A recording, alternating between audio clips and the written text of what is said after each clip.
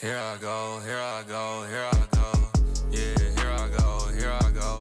Welcome in, everybody, to another episode of The Take. I'm your host, Jackson Burleson, of course. And in today's episode, the NBA, it's back. Let's go. No messing around here. We're going to get right into today's show. But like, subscribe, comment, hit that notification bell if you haven't already. But the NBA season, okay, we've been waiting for this. We are going to get into everything with my picks, top 10 teams, top 10 players. We're going to talk about storylines. But the first storyline we're going to be discussing, LeBron James and Bronny made history, and here it is. History tonight. The first father-son duo to play together in an NBA game.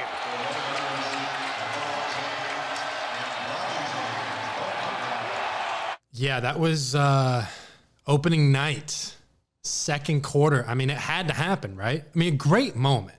I'll say that. Great moment. I love that the James family was able to really appreciate that. But didn't it just feel so forced? I mean, yeah, was it great that Bronny got to go on the court with his dad and all this? Yeah, of course it was. But was it worth it? No, because I don't think Bronny was ready for that moment. I don't. And he is going to the G League. He's going to start splitting his time with the Lakers in, was it the South Bay Lakers? Excuse me. Sorry, I just blanked on their name for a second there. But he's going to be traveling with the Lakers October 28th to November 7th, or November 6th, excuse me. November 7th is when the G League draft is, and they'll start doing their thing with their teams. But Bronny is going to be traveling with them soon. So he has to prove himself in this road trip right now if he's really a main roster guy. I don't think so. I mean, this has to be the most talked about second round pick in NBA history. I mean, is it not? Like, what did he show you in college? What did he show you in high school? That he is a role player that can play around good players. That's what he shows you. And that's what I saw in that NBA game opening night against the Timberwolves. I wasn't really that impressed. He looked like he shouldn't have been out there. He looked like he shouldn't have. But it was a great moment. But I mean, really? You play him 3 minutes just for that? I mean, it was that moment right there how Bronny's career is going to be remembered. I mean, is that going to be the peak of it? Will it? I mean, I hope not for his sake, because that would suck. And two, we want to see some good basketball out of this guy. I mean, I'm not cheering against him. I want him to be good. That'd be awesome. Be great for the league. I mean, Bronny James being like one of the faces. I mean, who doesn't want that? Especially as an NBA fan. I mean, who doesn't want that? But I mean, the Lakers looked good in that game against the Timberwolves. They did. Anthony Davis had 36 points and 16 rebounds. He took over. He is doing exactly what AD needs to do. He's going to the free throw line. He's getting down low in the paint. He's blocking shots. By the way, he had 3 blocks. Where has this been? Why has this taken so long for Anthony Davis to get to this point? Which, one, is health. He's fragile as glass a lot of the time. That's basically the only reason why he hasn't been able to get to this level, is because he hasn't been able to consistently be on the court. And now he's back, and now he's playing. So I like the Lakers right now. I think they looked good. I know it's one game, and as I'm recording this, they play the Phoenix Suns, which I don't think they're going to have a problem handing the Suns another L to add on to their season. The Suns did beat the Clippers in overtime opening night, which that was surprising to me. But whatever. I don't think the Suns are that good. They took the Clippers with no Kawhi Leonard to overtime. But that's another conversation. And the Lakers, the one thing that did surprise me, though, they did beat the Timberwolves, but they shot like 5 of 30 from the three-point line. And that's not good. I mean, I don't know how you're supposed to win consistently down the road if you can't shoot a 3-ball. You can't. Not in this league. So that is probably the one thing that I saw that the Lakers do need to clean up. But they were taking more shots. They were being aggressive with their shots. And also JJ Redick looks like he's changed the culture of this Lakers organization.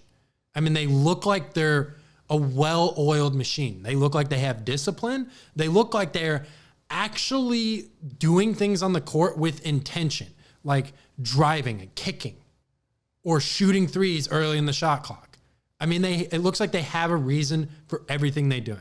And it shocked me, to be honest. So I'll be curious to see how the Lakers look throughout this entire 82-game season, because it is a long season. So I don't want to overjump and overstate anything after one game. But great moment for the Lakers with Bronny and everything like that. We knew it was going to happen. I was a little shocked that it happened after the first night. I mean, I was shocked that they did not wait. They're like, yep, we need to get Bronny on this court now, because there's no way we will have any reason to put him on the court later. So that's what they probably decided to do there.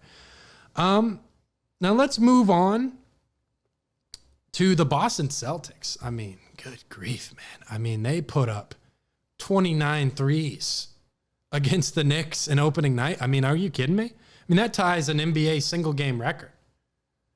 That set an opening night record, by the way. And they had 10 threes in the first quarter. The first quarter. I mean, man, do I really have to say it? Jaylen Brown and Jason Tatum just look more motivated than I would like them to be, honestly, which is why I'm not coming on here, you know, with a Heat jersey and yelling and screaming like, hey, the Heat are going to take them. I don't think any team in the NBA is going to take down the Boston Celtics. You've got Kristaps Porzingis, who didn't even play against the Knicks, who didn't even play. And what blows my mind about this game is that the Knicks shot 56% and still lost 132 to 109. I mean, what is going on? 23 point loss, and you shoot 56% from the field. That doesn't happen. That doesn't happen. I mean, the Celtics Derek White, Drew Holiday, Jaylen Brown, Jason Tatum, Kristaps Porzingis. I mean, how many Peyton Pritchard? This team is so good. And then Coach Mazzulla is a great coach. Then they got Brad Stevens in the front office. I mean, this Celtics team, I think, will repeat. And we'll get into that in a little bit. But the Knicks, the new look Knicks, does not look scary enough. Doesn't look scary enough. With Cat, I don't think that was really as impactful of a trade as it maybe could have been. Because I think if the Knicks would have kept Dante DiVincenzo, I think with Cat on this roster, it makes them a very scary team. But now you take DiVincenzo out, who, by the way, was one of the most clutch players in the playoffs last year, specifically to the Knicks. You go back to that Sixers series, he hit a game winner that put him up.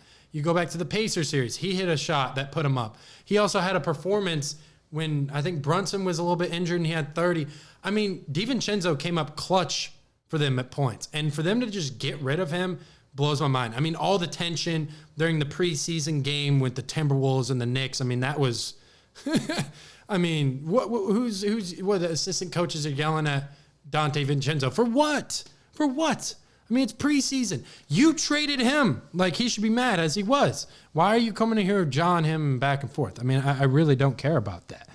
But the Knicks, to me, I don't think they're scary enough. I also don't think Josh Hart brings enough offense. Now, he's a great defensive player, yes. But in that game specifically, it looked like Brunson has to do too much.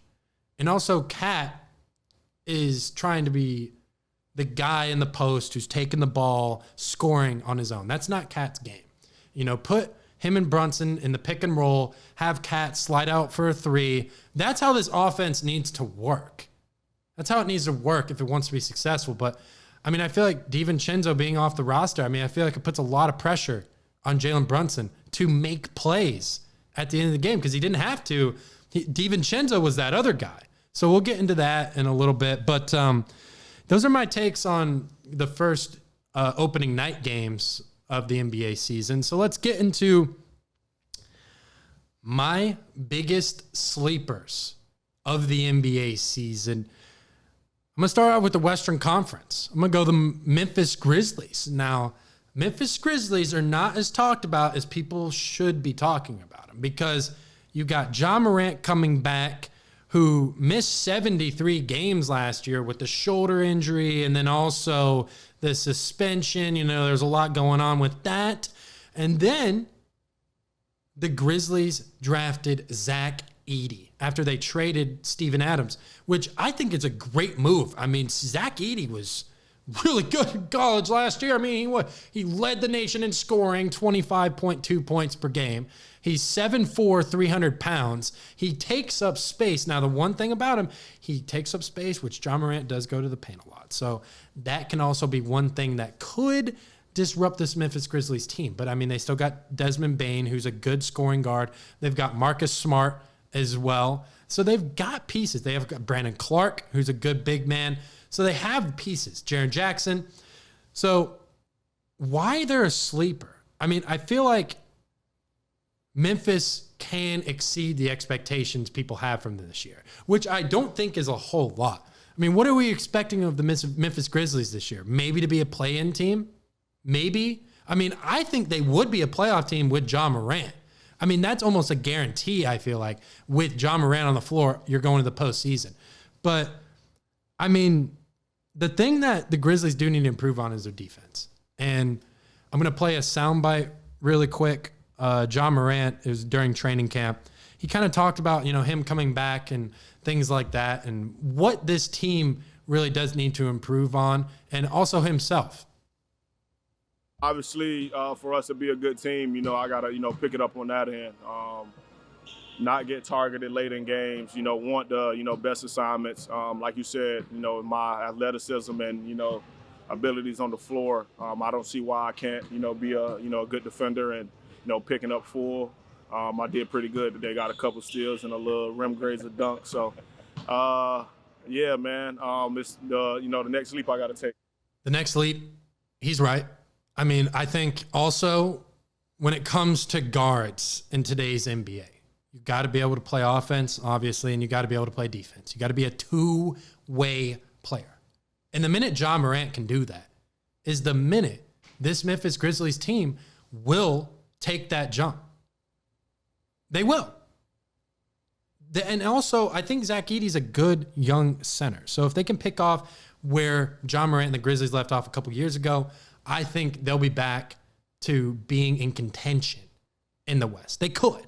And Ja Morant had a great first game back, by the way, against the Jazz. 22 points, 10 assists. What else can you ask for him? What else can you ask? I mean, you can't ask anything else. So I think the Grizzlies are a huge sleeper. They are. No one talks about them enough. Another sleeper, Eastern Conference. Miami Heat. My Heat. We're right here. Right here. I know I don't got the jersey on, but I got the suit. So don't worry, Heat Nation. I'm not going away, okay? No, hold on. I am going to pick on this Heat right now, okay? Why am I looking at this box score from the Magic Heat game, okay? Season opener in Miami with the new Jumbotron and the new Heat, you know, basketball with the fire in the middle. Why am I seeing right now Jimmy Butler, 8 shots, Bam, 8 shots, but then Rozier and Nikola Jovic take the most shots out of anybody on the entire roster? What is happening? Haywood Highsmith took the exact same shots as Jimmy. That should not happen. Unacceptable. Jimmy Butler had 3 points. This is your last year in Miami if you keep doing this.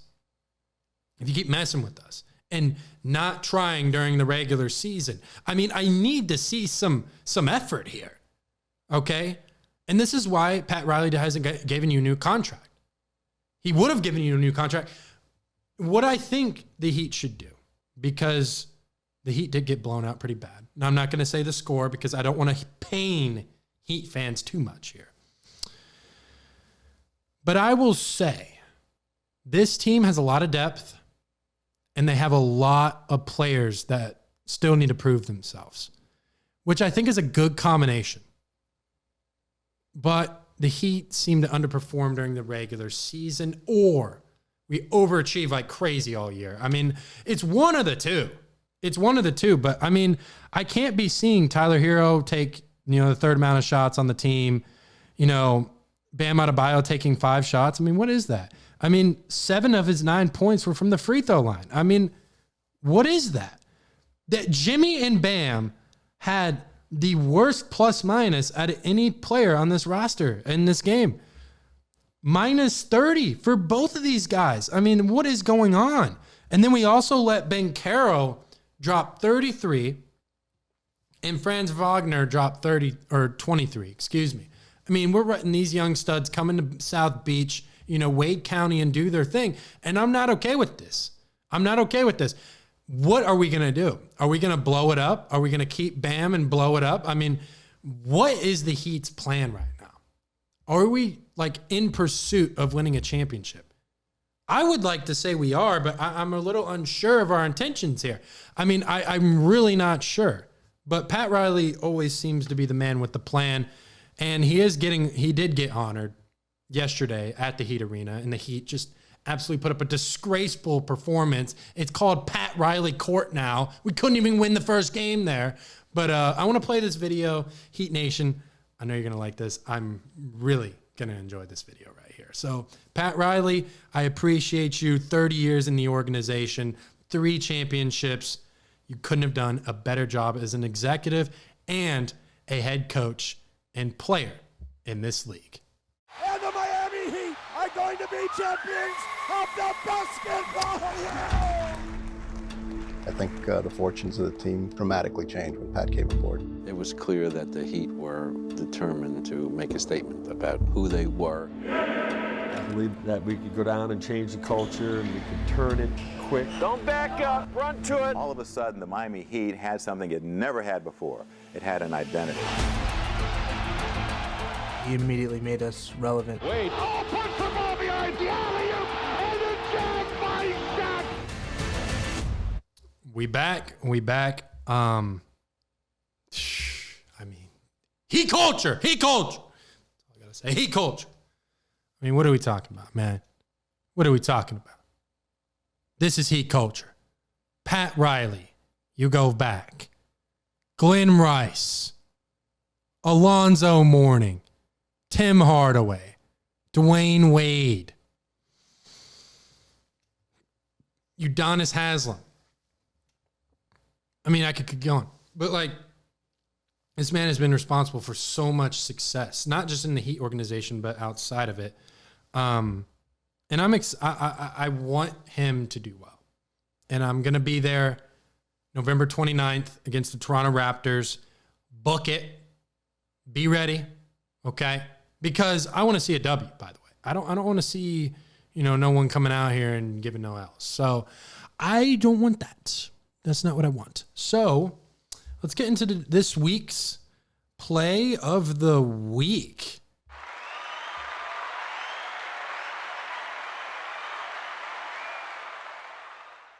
All right, so this week, we actually got a pretty good play, actually. I found this last minute. It was last night from the season openers. Just check this out. Mavericks versus Spurs. Book it. Let's go. Wembanyama free to fire, the triple away. Doncic the rebound, leading the break. Paul nipping at his heels. Outside, what a pass, Washington. Oh! That was beautiful.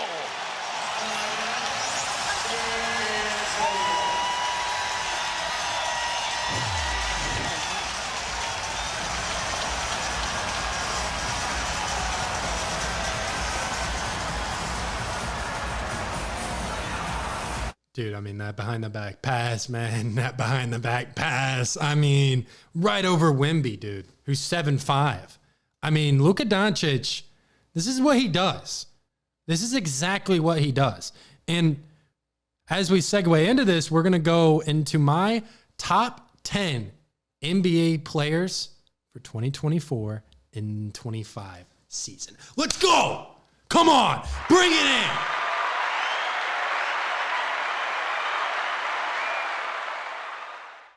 Bring it in. Let's go.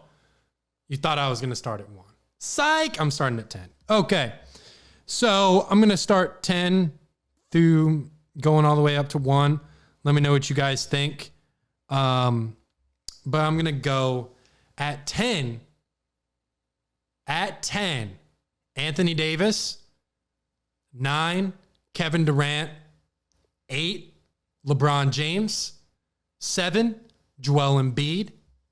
6, Giannis Antetokounmpo. 5, SGA. 4, Luka Doncic. 3, Anthony Edwards. 2, Steph Curry. And 1, Nikola Jokic. Now, I'm pretty sure I know which one you guys are going to be eyeing. It's going to be this Joel Embiid one at 7. This one was hard because he's just been so banged up. I mean, even last year, he won MVP, but then was banged up with injuries.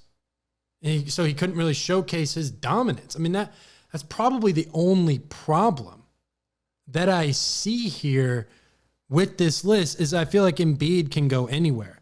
Anthony Davis, I think we all know what kind of talent he is. LeBron, I know he's getting a little bit older, but I mean, he is coming off one of his best years yet. Best years, yeah. I mean, he averaged like 25. He was playing really good basketball. So, and his postseason experience is still there. So I do not care. Giannis, he's been injured as well. Calf injury, a couple of the playoffs. So he hasn't been able to play. But when he's healthy, I mean, he's one of the most dominant players ever. 2-time NBA MVP, NBA champion, and a defensive player of the year. So, and then SGA, man. I mean, I feel like SGA could have won MVP last year. I mean, he was putting up some crazy numbers. I mean, was it 37 and 8, 45% shooting? Please. And then he doesn't even shoot the 3 ball. Imagine he gets that into his game where it's like actually something that teams have to go and guard. Like, that's the thing I'm wondering is like, when will SGA get a 3-point shot? Because the minute he does that, dude, you might as well stop watching basketball because the Thunder are going to be good.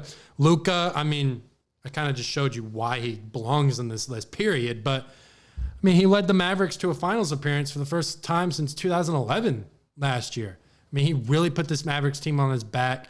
The one thing I always criticize him of and why he's not in the top 3 is his defense. I need his defense to show up as much as his offense does. You can't be taking plays off on the offense, or on the defense, not guarding. I mean, there was a crazy stat. He was like getting blown by more to any player in postseason history. I mean, you can't have that, especially if you're trying to win a title and especially if you're trying to beat a team like the Celtics. I don't think that's going to happen. Steph Curry, greatest shooter of all time, still in his prime right now, in his peak.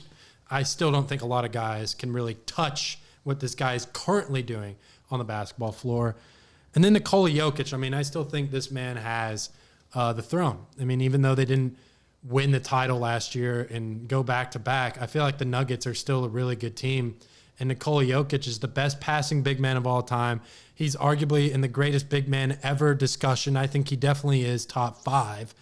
But, I mean, when you got Jokic and you've got a guy who can pass the ball, feed his teammates, get everyone better the way he does it, he's the best player in the league. No question about it. No one can guard him. I mean, no one can guard him. I mean, everyone tries. Everyone tries. You can put the most athletic defender ever on Nikola Jokic, but he's still going to score. It doesn't make sense. It defines all physics. But those are my top 10 NBA players. I'll also put them up as I'm saying this, so don't worry, guys. It won't go away too quickly. But let's go to my top 10 NBA teams. Now, this one, I'm going to start at 1 and work my way down, okay? Number 1, the Boston Celtics. I mean, we've talked about it already. I mean, what do we need to discuss here? This team is going to run the table. I mean, Jaylen Brown didn't make Team USA. Jason Tatum didn't even play in Team USA. So we've got the two best players on the Celtics who are making $300+ million right now, by the way, that are angry. I don't want that. We don't need, the league doesn't need that. The league doesn't need that. I think they're going to go back-to-back. It's a guarantee. Unless someone gets hurt, it's a guarantee, I think. There's no team in the East that could touch the Celtics. Who? The Knicks, who they just beat by 23? I mean, please. Stop it. That's not happening. The Sixers, stop it. Joel Embiid, which, by the way, glad I brought this back up because almost slipped my mind. The Sixers are undergoing an investigation right now with Joel Embiid. So what is going to happen with that? Are they going to go in there and show he's not healthy to play? Or the procedures of him to get back on the court aren't correct? I mean, this is what's happening. And if you ask me, Embiid shouldn't even played Team USA. I mean, the fact that he went, practiced, played in Paris this summer shows he doesn't care about the Sixers. And this process is frozen with Embiid injured. How long is this process going to go on in Philly? How long is this going to take? I mean, I don't know how much longer I'm going to be alive for this thing. I mean, this thing could be ending by the time I don't even know when I go to the moon or something. I mean, it might take that long. It might. And we've already put people on the moon. So, I definitely think that's concerning. I don't know what they're going to do punishment-wise if the league finds something that they're doing that's incorrect or that's not, I'm not going to say, I guess, unethical to the player's safety, which I don't know what that could be because I honestly would have to look on what those rules are specifically. I don't have them in front of me. But, yeah, I had to completely circle around because I was doing that. But let's go to number 2, okay? Oklahoma City Thunder. Now, I moved this team around a lot. And I wasn't really sure where to put them. But I found my place. 2, I think, is the best spot. I mean, come on. You've got SGA, who should have arguably won MVP last year. Chet Holmgren, who is going into his second year. He already is showcasing his defensive presence. I mean, even last game when they played the Nuggets, he was already blocking shots. And he showed it all year in his rookie year. His defense translates. All those rookies, their defense translates right away. And they're going to get better. And then they picked up Alex Caruso and got rid of Josh Giddey, which at the time I was like, I don't know, the Thunder could use some scoring, but the Thunder could use some defense. And Caruso can score, and he's also a champion. So he knows what it takes to win. So I don't think that's that bad of a pickup, honestly. I mean, if you ask me, I think Caruso makes them definitely more of a title contender than with Giddey. So, but no one thought they were going to take the leap that they took last year. So maybe I should take that back because no one thought the Thunder were going to be a number 1 seed in the postseason. I mean, this year, now they got all the expectations on them. Now they got everything in front of them. There's no excuses now. But before the season, I mean, no one thought they were going to be that good. Number 3, I got the Minnesota Timberwolves, which honestly, against the Lakers, I wasn't really that impressed. I mean, I don't know. I feel like Julius Randle and Anthony Edwards just look dysfunctional to me. I mean, I don't know if it's just me, but it looks a little dysfunctional. The spacing looks weird. It doesn't look like the Minnesota Timberwolves with Karl-Anthony Towns last year. It doesn't look like that at all. So that's probably the one thing I will say about the Timberwolves is that they kind of have not, but it's only one game because, I mean, last night, Randall and Ant had 30 apiece. So that's why they're top 3 right there because they can figure it out. And they also got Dante DiVincenzo. They drafted Rob Dillingham out of Kentucky. I mean, they got some balance to this offense, and they have a good front court. So, I mean, they still got Rudy there. So, I mean, the Timberwolves are still a good team. The Knicks, number 4. I mean, Mikal Bridges in that weird shot. I don't know why he changed it. He was fine. He was literally fine. And then he had to go change it. Like, why? Why would you do that? You were one of the best shooters in the league. You were consistent on Phoenix. You were consistent on the Nets. Don't come into New York and change your game. I mean, I don't want to see that. I don't want to see you change your game. And then Cat, of course. Number 5, Denver. I've got Denver at 5 here. They got Russell Westbrook in the offseason, which that'll be a curious dynamic because obviously Russ brings energy, but does he bring enough offense? I don't think he does. I don't think he brings enough offense. And he's old. He's in the back end of his career now. I think Russ is a guy who can come off the bench, give you some energy. But don't expect anything else out of him. Mavericks at 6. I mean, honestly, I think the Mavericks defense to me is why they're not higher. They did lose Derrick Jones Jr. and they got Klay Thompson, but that doesn't help him on the defensive end of the ball, which, by the way, he hit 6 threes against the Spurs in his debut. He looked pretty good. I mean, I don't know. The Mavericks are fine. Like, they're still one of the best teams in the West. But, I mean, Klay Thompson needs to be Klay Thompson. He doesn't have to do anything. You just got to be there and shoot. That's all you paid Klay Thompson for. And then you picked up Spencer Dinwiddie again, who was a pretty big piece for that run to the conference finals in 2022. And then let's go to the Bucks. I mean, the Bucks suffered a first-round exit. That's my number 7 team to the Pacers last year. Giannis just hasn't been able to stay healthy in the playoffs. I mean, and then already starting out with Chris Middleton, he's not healthy. So the Bucks, all it comes down to is health in a lot of teams. I mean, Doc Rivers enters his first full season with the Bucks. So, I mean, hopefully he can have a little more chemistry with his team, more time. But yeah, I don't know. I mean, Chris Middleton's sidelined to start the year, but I'm sure he'll come back. And then the Sixers at 8. I mean, I did just go on a complete rant about them. They lost in the first round to the Knicks last year. There was a lot of people that were saying the Sixers this year could win the title, and I just don't see it. I don't see it. Paul George, can't rely on him. Tyrese Maxey, probably the only guy you can really rely on. And then Embiid. And Embiid's the question mark because when he's healthy, he's arguably the best player in the league, but he's never healthy. So, like, I hate teams like that. I really hate teams who are like, well, what if they're healthy?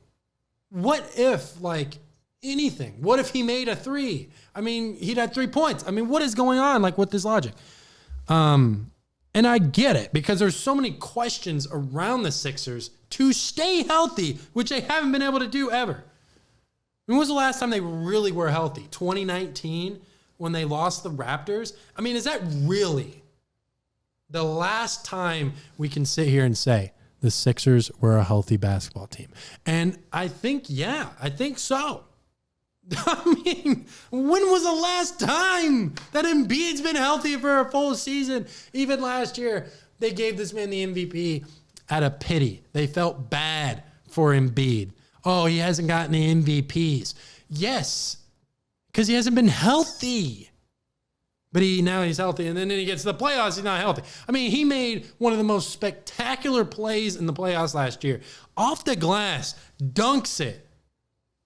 Lands on his knee. He's like, like, and then he's got this eye twitching. I mean, there's been too much going on with Joel Embiid. And then injuries, segue. I will get done with this list. I promise. I'm sorry. I'm sidetracking right now.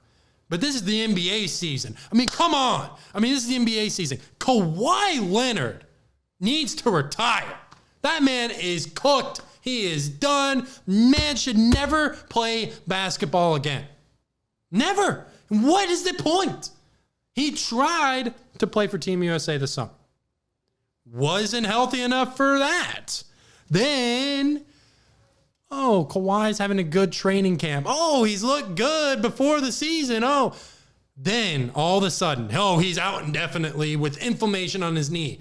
And then what I don't get is he was just coming off a knee surgery. He just got a very specific surgery done. I think it was somewhere in Europe. I can't remember what country. I was talking to a Clippers fan about this, which we need to get you on the pod to talk about this stuff because I don't know what is going on with this guy. But apparently he was telling me, the Clippers fan, he's like, yeah, Kawhi, he's got probably one of his best surgeries from a knee injury. They're trying this new thing where athletes with serious knee injuries can come back and actually perform the way they should have. And I'm like, okay, that'd be cool. Let's see how it works. Apparently it didn't work because he's ready hard. Or maybe they're just waiting 20 games and he'll play. But even if he plays 20 games, Kawhi Leonard's still going to miss time. I mean, it's going to happen. So I apologize, guys. So number 9, Indiana Pacers. Now, they made it to the conference finals last year. They made that trade for Pascal Siakam. They made a lot of moves, and they kept a lot of the same pieces. And Tyrese Halliburton, to me, is emerging himself as a top 10 player in the NBA. I think he's top 15. He does a lot of things as a point guard. He facilitates. He finds guys that are open. He can also score. He can shoot the basketball. He can rebound. He can play great on-ball defense. This Pacers team right here could make another run. They're scrappy. They're gritty. They have that culture like the Heat do. Doesn't matter what kind of talent they have, they're going to make the playoffs and they're going to try to make something out of it.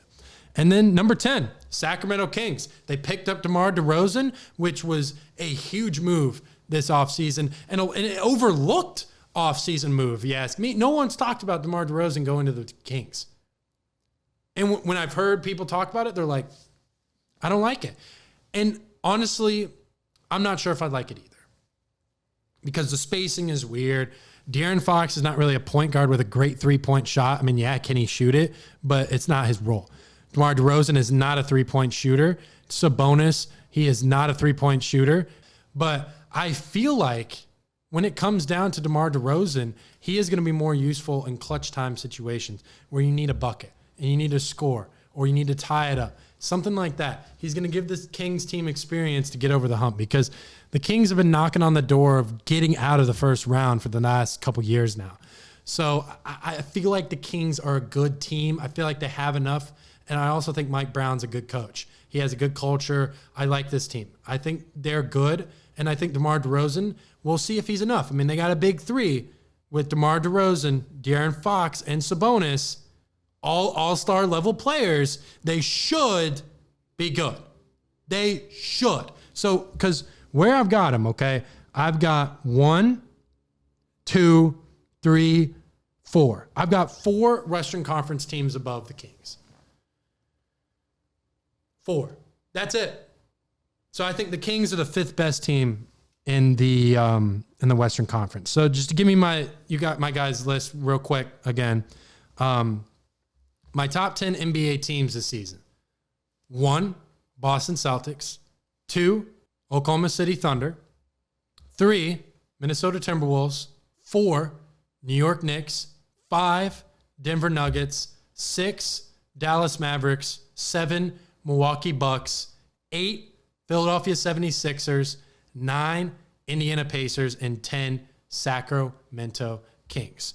Now, before I get you guys on out of here, and hopefully you guys enjoy football and everything that's going on this week, I am posting at a weird time. I do have a lot of stuff with classes going on coming up, so I'm trying to keep pace with that right now. I'm trying to set myself up for you guys to have a pod for this coming week because you guys didn't get one, but I also want you guys to have a pod for this coming week as well. So before I get you guys out of here, I do want to give you my picks courtesy of Hard Rock Bets.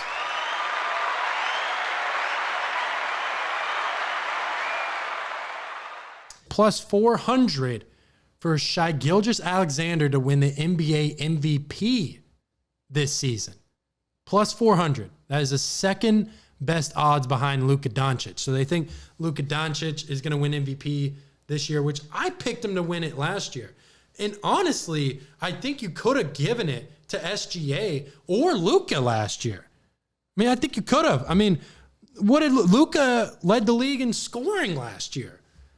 SGA was third in the league in scoring, and he also averaged 7 rebounds, 8 assists a game on a Thunder team who was number 1 in the West. You're going to give it to the Sixers and Embiid, who didn't even finish first in their conference? I mean, I hate that. And I think SGA is going to get MVP. The things he can do with the basketball is special. I mean, he's got a special mid-range, a special handle, an amazing IQ. I mean, this guy's got everything he needs. He's also got the team. Okay, so before I get you guys out of here, conference finals predictions. We're going to start with the West. Timberwolves, Thunder, conference finals. The East, it's going to be Boston, and it's going to be the Knicks. I think those two conferences, that's the way it's going to pan out. I think it's going to be Timberwolves, Celtics, NBA Finals. Celtics will run it back. I think the Timberwolves are going to get better, but it's not going to be enough for the Celtics team, who just is unfair. It's a cheat code. But there's a lot of sports going on around right now, guys. As I'm recording this right now, T-minus, I don't even know how to do math in my head, but 8 o'clock, World Series. Yankees, Dodgers. I picked the Yankees in my MLB podcast. That's all I'm going to say. But this is another episode of The Take. I'm your host, Jackson Burleson, of course. If you guys enjoyed this episode, hit the thumbs up. Also hit the notification bell so you know exactly when I'm posting, because you know the funny thing about notification bells? They don't really work if you don't press it, 1. And 2, they also tell you when I post videos. So you'll see when I post weekly, by the way. And also follow The Take Podcast on Instagram, YouTube, Twitter, Facebook, any of the platforms I've got listed below. And also check out The Take Writing. I'm going to start writing a little bit more on there. Let me know what content you guys want. I'm trying to cater to you guys, the audience. So let me know what kind of content you guys want. Let me know what you think of this episode and the NBA season coming up. But I'm Jackson Burleson, and I will see you guys in the next episode. Take care. Talk to me, baby. Talk to me nice. I'm from another world, baby, yeah. Broadway paradise. They think I'm way too cold, cause I put my